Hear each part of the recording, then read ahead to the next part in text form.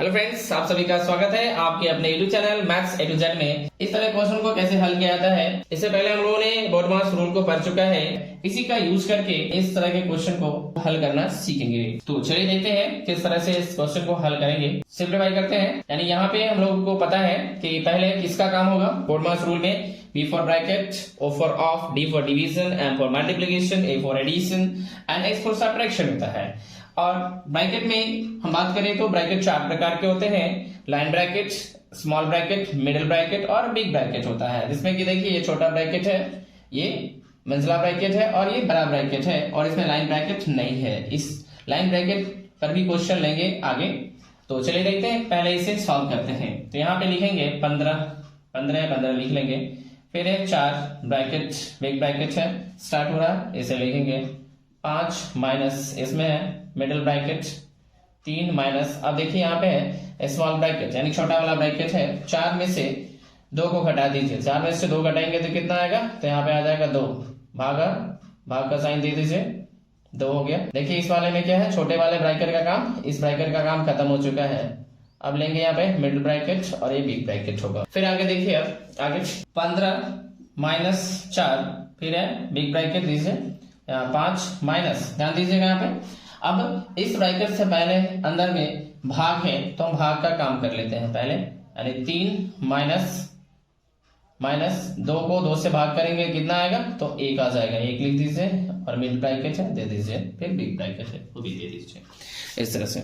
फिर आगे बढ़ेंगे, आगे देखिए यहाँ पे तो 15 माइनस 4, ये बिग ब्रैकेट स्टार्ट हो रहा है।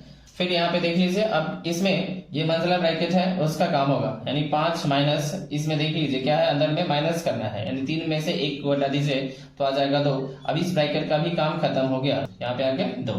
अब इस तरह से आगे देखिए क्या होगा। फिर यहाँ लिखेंगे 15 तो 15 लिख दीजिए माइनस, फिर 4 है, ध्यान दीजिएगा। अब इस दोनों के साथ क्या होगा, तो यहाँ पे एक बिग ब्रैकेट है यानी बड़ा ब्रैकेट बचा है, 5 में से 2 घटा देंगे तो आ जाएगा 3। ध्यान दीजिएगा कि जब कभी भी ब्रैकेट के बगल में कोई भी संख्या दिया हुआ रहे, यहाँ रहे या यहाँ रहे, कोई भी इसके साथ साइन नहीं दिया हो, तो समझेंगे कि उसको मल्टीप्लाई करना है यानी गुना करना है। तो 4 गुने क्या लिखेंगे, यहाँ 5 में से 2 घटा दीजिए तो आ जाएगा 3। अब देखिए आगे 15 माइनस 4 दिए 12 लिख दीजिए, और 15 में से 12 को घटा दीजिए, आ जाएगा यहाँ पे आंसर 3, यानी इसका आंसर आ गया 3। इस तरह से हम आसानी से इस तरह के क्वेश्चन को हल कर सकते हैं सिंपल से स्टेप द्वारा। इसी तरह के क्वेश्चन को लेते हैं जिसमें कि लाइन ब्रैकेट का यूज होगा, ऑफ का भी यूज होगा। इस तरह के क्वेश्चन को लेकर हल करना सीखेंगे। आगे वाले क्वेश्चन को लेते हैं, तो चलिए देखते हैं इस तरह के क्वेश्चन को भी हल करते हैं। आसान तरीका द्वारा इसे भी हल करना सीखेंगे।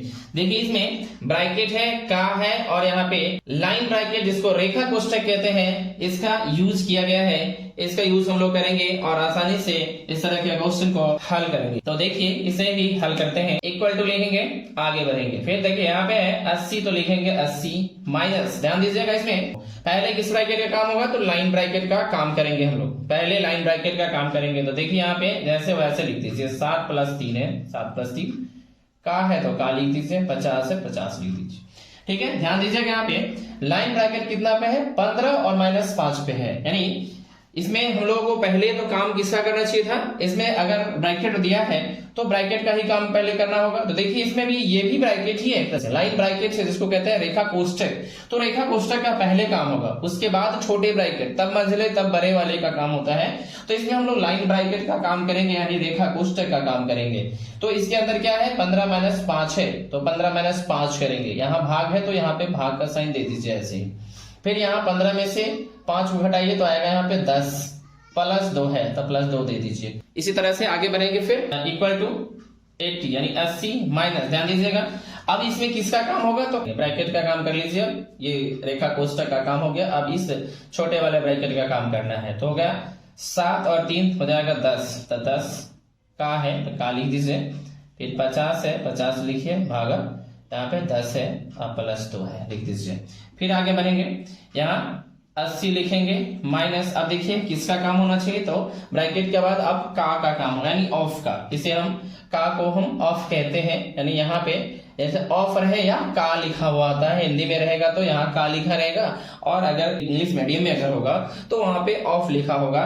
तो ऑफ भी अगर लिखा है तो आप समझ सकते हैं यहाँ पे कोई कंफ्यूजन वाली बात नहीं है। या तो क्या लिखा होगा, ऑफ लिखा होगा, और क्या लिखा हो सकता है, तो का लिखा हो सकता है। दोनों में से कोई भी यूज हो सकता है, ऑफ रहे या का रहे। तो इसका मतलब समझ गए, आगे बढ़ते हैं। फिर देखिए यहाँ पे तो इसका काम कर लेते हैं पहले। तो का मतलब क्या करना होता है, यहाँ पे गुना करना होता है, ध्यान दीजिएगा। जबकि गुना का साइन दिया होगा अगर क्वेश्चन में, तब भी उससे पहले हम इस का काम करेंगे गुना की तरह ही, ठीक है। देखिए तो 50 और यहाँ है 10, तो 50 गुने 10 कितना आ जाएगा, तो हो जाएगा 500 भागा 10 प्लस 2 हो जाएगा।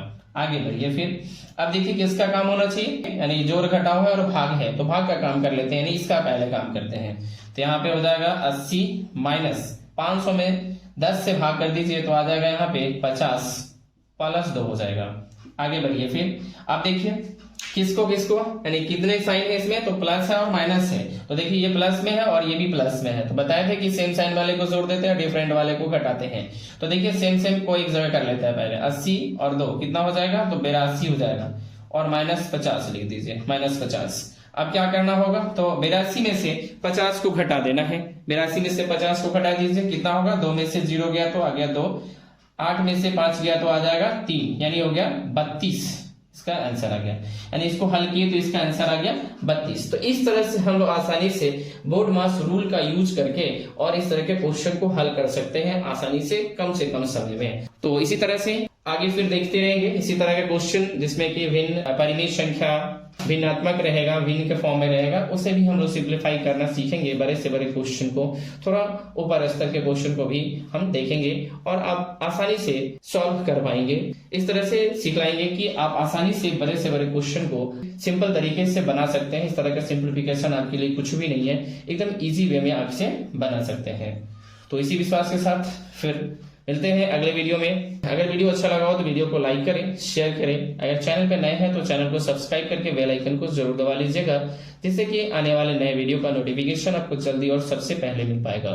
तो thank you for watching this video. Thank you.